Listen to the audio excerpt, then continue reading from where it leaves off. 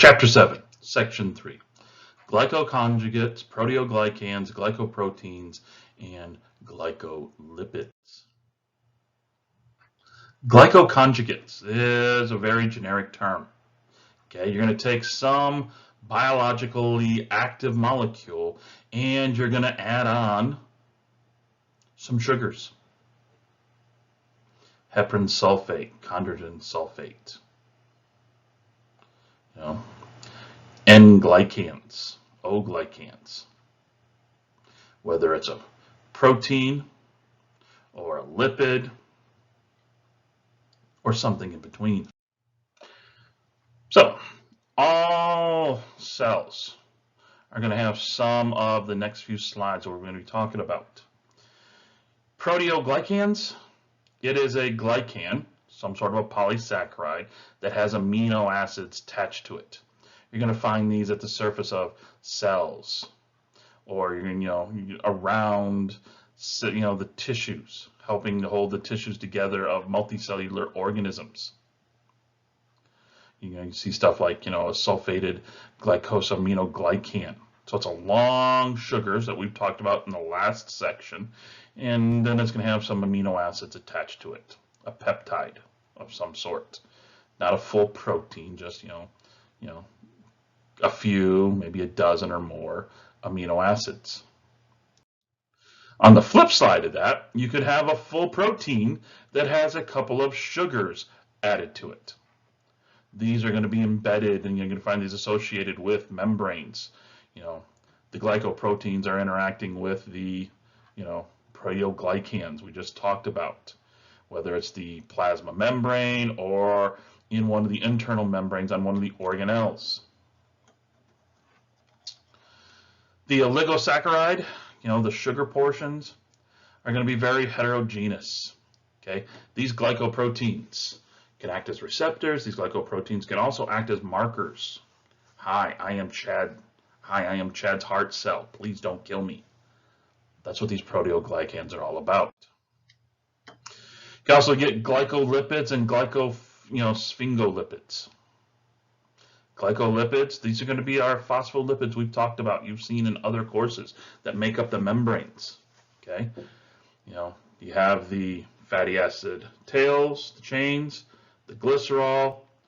Carbon 1 of the glycerol has a phosphate group, and then above that phosphate group, you can attach stuff, because it turns out the phospholipids come in different flavors. Well, one of the class of flavors are going to be what are referred to as glycolipids. So you can add amino acids to it, or you can add sugars to it. Different structures, different functions within the membranes, whether it's the plasma membrane or an intercellular organelle membrane. Same with the Glycosphingolipids. Okay, it's a special type of glycolipids. Has a specific backbone, a specific shape. You're going to find these in neurons and stuff. These are going to be the ones that are going to be receptors, are going to be more of a glycosphingolipids.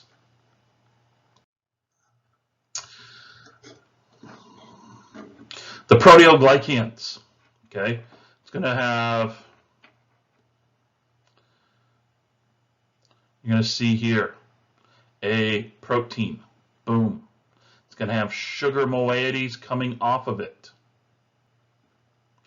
You see what they call a tetrasaccharide linker. More often than not, they're going to be attached to a serine residue. So this is a generalized shape. Remember, serine, glycine, some other amino acid, don't know what it is, don't care what it is. Glycine, serine, another of these that you see here. Beta 1,3, beta 1,4, beta 1,3, beta 1,3, beta 1,4, telling you who's being joined to whom, which of the sugars and in which order. When you go and you look at these guys, the heparin sulfate proteoglycans, you have a core protein. The core protein can be a membrane-bound protein, or it's a protein bound to, here, some form of a lipid. You have syndicans and glypicans. Okay, these are forms of heparin sulfate proteoglycans. How do we know it's a heparin sulfate? Because heparin sulfate are going to be these side branches coming off, these different sugar moieties that are coming off. Their job, well, act as receptors, act as signal molecules. You know, they can be there, catch signals, or their presence there alone is the signal. They're going to be able to also, some of these are going to be able to also interact with those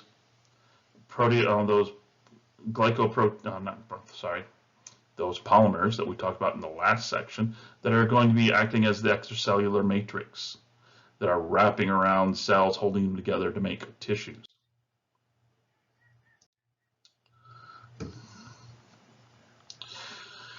What we see when it comes to these heparin sulfate, this group of proteoglycans,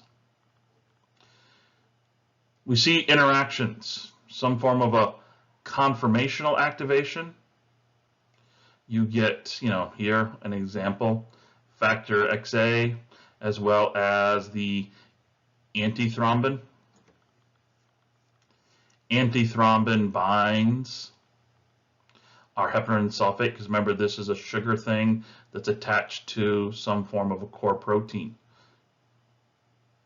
One binds, the next binds. Everything's there, held together. Stop clotting. Or thrombin, direct interaction with thrombin here. Inhibits blood clotting. Act as co-receptors, because it turns out just having that one receptor bind its signal ligand, its molecule, well, sometimes you need a second. So A happens, but you also have to have B happen at the same time, or the cell's not going to recognize and react to A. Well, here you go. Some form of a ligand binds, and then binds a receptor that's embedded in the membrane. All of these together, along with the heparin and sulfate, have to happen at the same time. And then, localization. Certain things you want to keep at or around a membrane. So you're going to park some enzymes right there. Keep them close to the membrane so that they can be activated, or by binding here, they're inactivated and held in check until they're released by some other signal or some other activity, which will then allow them to go and do whatever their job happens to be.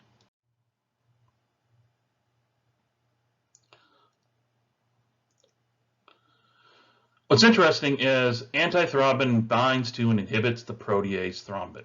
Protease thrombin is what goes through and starts cutting up proteins. That starts the cascade of clotting factors. So antithrombin binds to the antithrombin, and everything's held in check. We see that within heparin sulfate, as you see here, this molecules of sugar, it holds, interacts with the antithrombin, which also then, these two bound together then recruits in thrombin. Certain regions are going to be arginine and lysine rich, which means they're going to increase the activity, the interaction with heparin.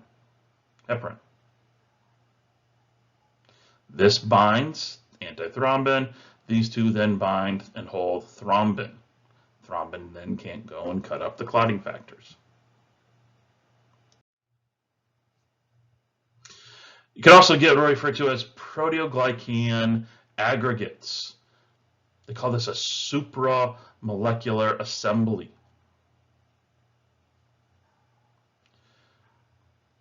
You get a singular hyaluronin molecule, this large thing here, 50,000 repeating disaccharides, because remember hyaluronin 2,2,2,2, which is the base molecule we see here, and then branching off of that using linker proteins.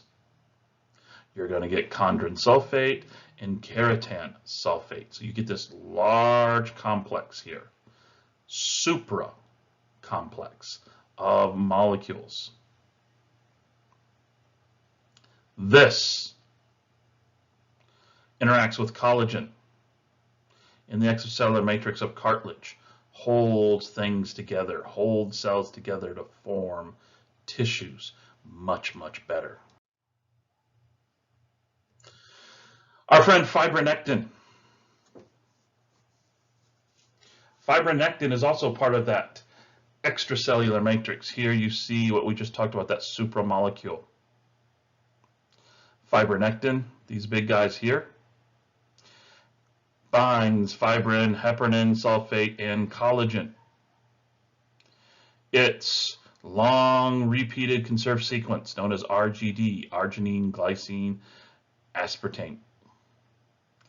This weaves in and out of our proteoglycans we just talked about on the last slide.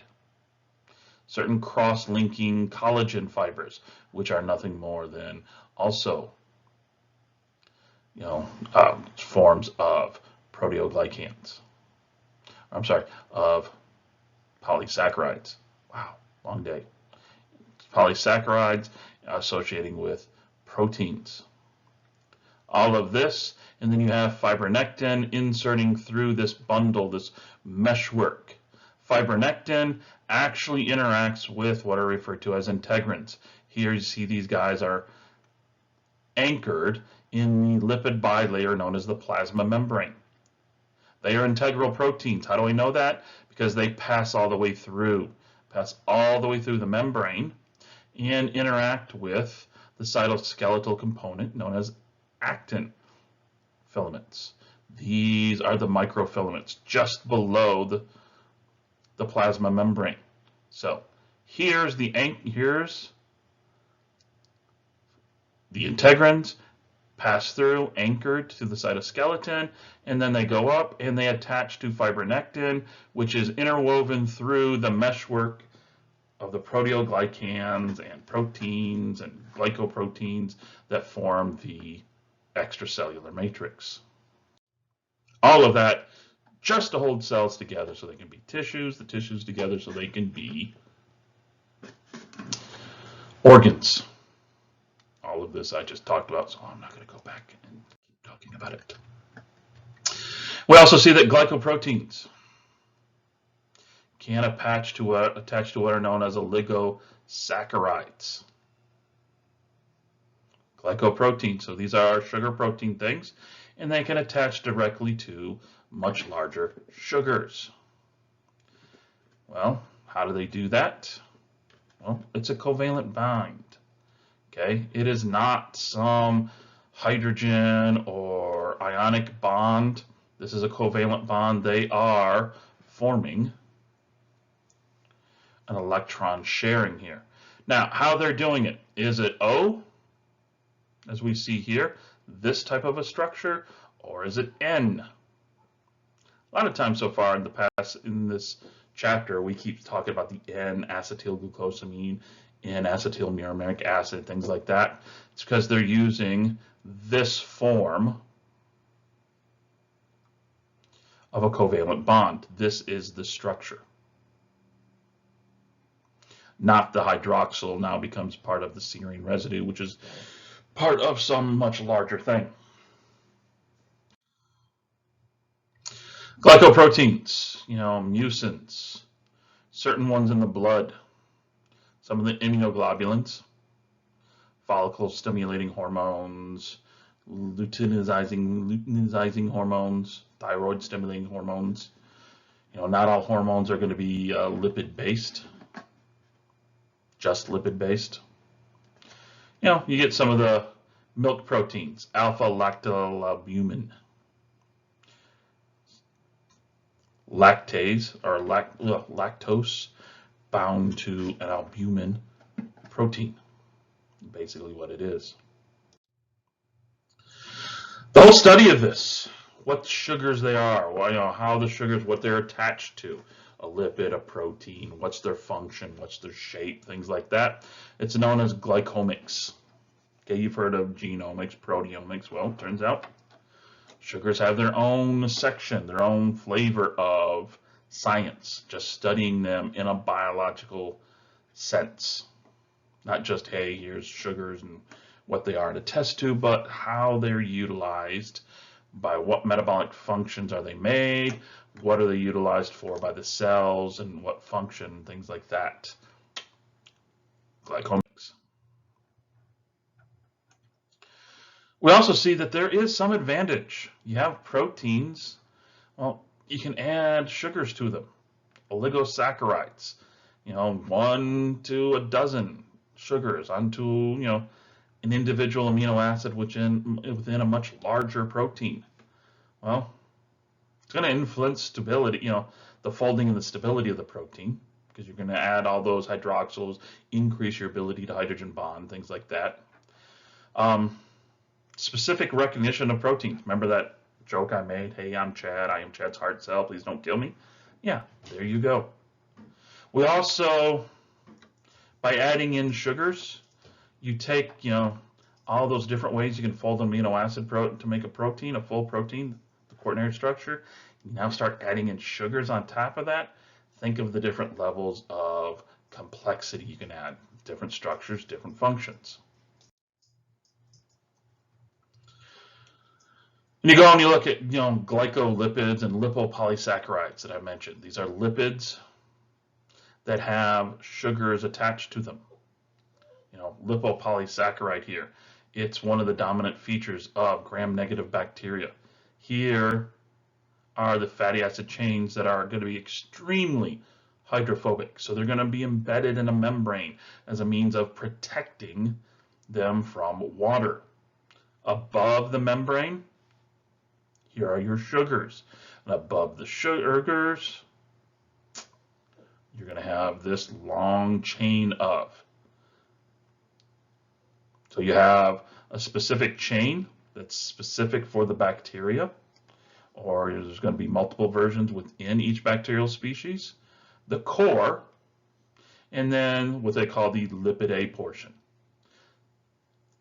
Turns out when you get an infection and it's really causing you to get really, really sick, and they're saying, oh, it's gotten into your blood. Not always is it the bacteria that gets into your blood that's causing you to get really sick and it's causing multiple organ failure. Turns out bacteria have been known to shed right about here. The O specific chain gets released into the environment that bacteria is growing in. Well, it turns out that infectious agent, that bacteria is growing in you. So it gets released into the extracellular matrix of that tissue that it's in. It gets drained away by blood or the lymphatic system. Spreads throughout your body. Turns out this O chain here, well, it does a lot of damage. So that's why you can get a cut that gets infected on your hand, and next thing you know, there's people who suddenly have heart failure, kidney failure, just because they got an infection on their hand or on their foot. Oh, I like being a microbiologist.